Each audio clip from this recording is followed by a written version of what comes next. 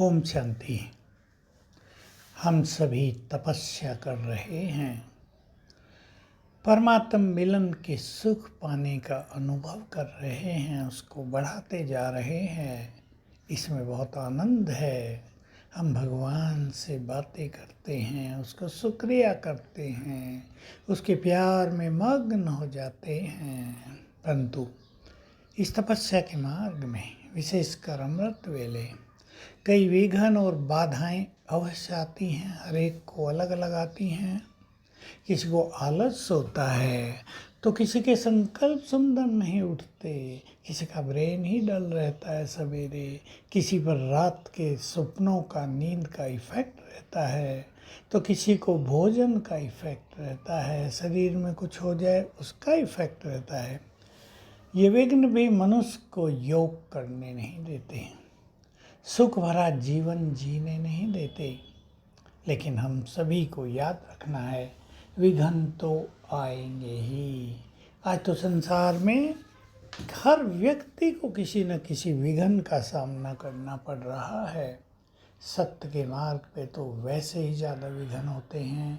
ईश्वरीय मार्ग में तो माया के भिन्न भिन्न रूप के विघ्न होते ही हैं। लेकिन हमें इन विघ्नों को सहज रूप से पार कर लेना है। विघ्नों को मनोरंजन बना देना है, विघ्नों को आगे बढ़ने का साधन बना लेना है। विघ्न हमारे विवेक को भी जागृत करते हैं। इसलिए दो बातों का ध्यान रखेंगे, कुछ भी हो जाए मुरली छोड़ेंगे नहीं। ईश्वरीय महावाक्य सुनने से विघ्न नष्ट हो जाते हैं और हमारी तपस्या में बहुत अच्छा बल मिल जाता है। दूसरा, अमृत वेले उठना। आपका योग नहीं भी लग रहा है तो अमृत वेले उठकर स्वमान लिख लो। कोई भी स्वमान का अभ्यास कर लो, 5 स्वरूपों को याद कर लो, बाबा से ऐसे ही बातें कर लो। उस टाइम एकाग्र होने की कोशिश नहीं करनी चाहिए, नहीं तो मन में युद्ध होता रहता है और फिर वैसे भी मज़ा नहीं आता। बातें करते रहो, बाबा को सामने रख लो, चित्र रख लो, बातें कर लो, बाबा के रूम में बैठ जाओ।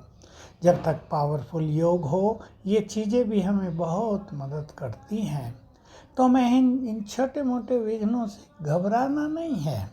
परिवारों में भी कुछ ना कुछ संघर्ष कभी कभी विघ्नों का कारण बन जाता है। कई लोग ज्ञान में आते हैं, उनके परिवार वाले उनको रोकने लगते हैं, पवित्रता के कारण कई तरह का विरोध होने लगता है। होगा, क्योंकि संसार से हटकर जो कुछ चीज़ है। लेकिन हमें अपनी धारणाओं में बहुत दृढ़ हो जाना चाहिए।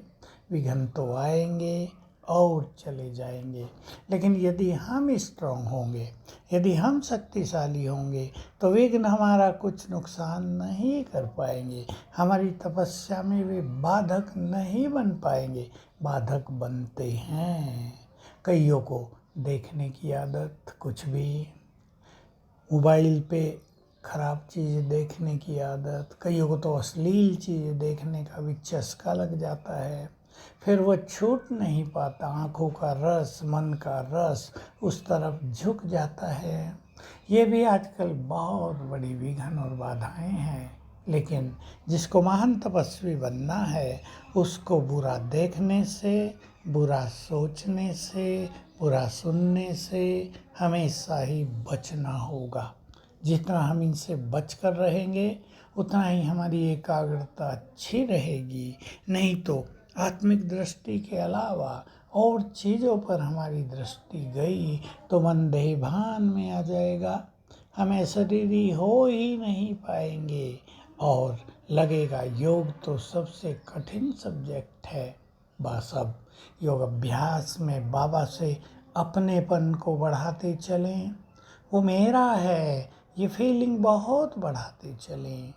अपनेपन से उसे यूज करें और तपस्या के लिए ही, उसके मार्ग पर सफलतापूर्वक चलने के लिए ही बाबा को यूज करें। अपनी विघ्न और समस्याओं में बाबा का आह्वान कर लिया करें। बाबा आ जाएंगे और हजार भुजाओं सहित हमें मदद करेंगे। ये हजारों लाखों भाई बहनों के अनुभव हो चुके हैं। तो बाबा को बुलाएं, बुलाना भी योग हो जाएगा। उनसे बात करें और जीवन को निर्विघ्न बनाकर विजयी रतन बनकर श्रेष्ठ योगी बन जाएं। ओम शांति।